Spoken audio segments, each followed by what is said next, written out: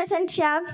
Hi, hello. I'm N. Priyadarshini from grade 9, and I'm a student of Geetanjali Public School. I'm not just standing here as a student, but as someone who's deeply concerned about the future planet, right? Yes, today let's talk about climate change. But what is climate change? It's not just about the rising heat waves and the melting ice caps. It's also about what's happening to our wonderful world of biodiversity.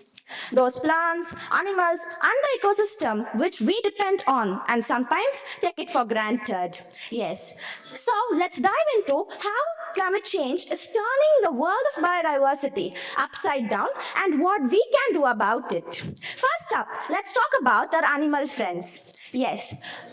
Did you all know that the animals are moving towards north to escape from heat?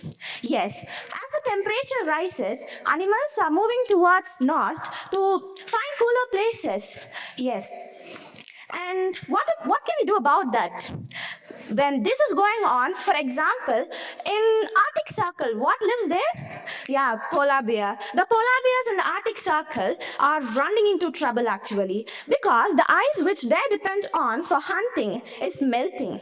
So they are forced to swim long distances to find food.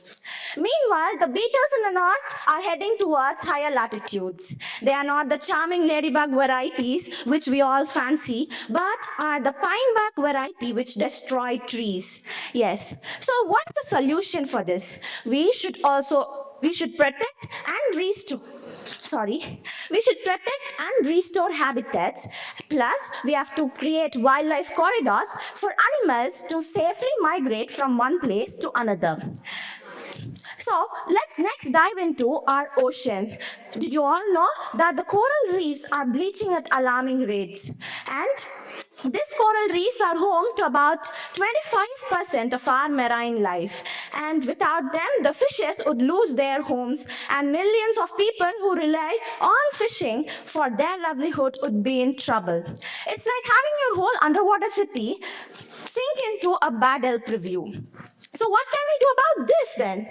We can surely make a difference by any idea? Yes.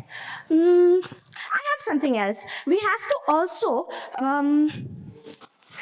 we should conserve pollution, yes, and we can also support marine protected areas where fishing and harmful activities do not occur at all.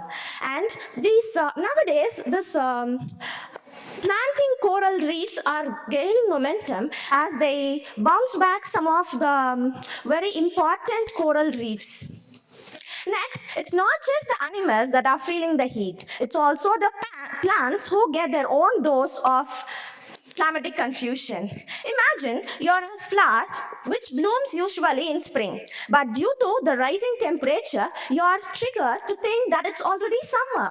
This is what happens to many plants in the world, and especially in North America, many wildflowers and shrubs are facing this kind and are blooming, are blooming earlier in the year before their scheduled time. And what will happen if they bloom earlier? Yes, they get a chance of getting frozen in the late frost. What will happen next? It will confuse or it will do the drastic change. It messes up the entire ecosystem. It also affects the plants and animals as well who depend on these plants for food and shelter. In conclusion, I would like to say that climate change is not just about getting hotter. It's also confusing animals, stressing plants, and reshaping the world of ecosystem.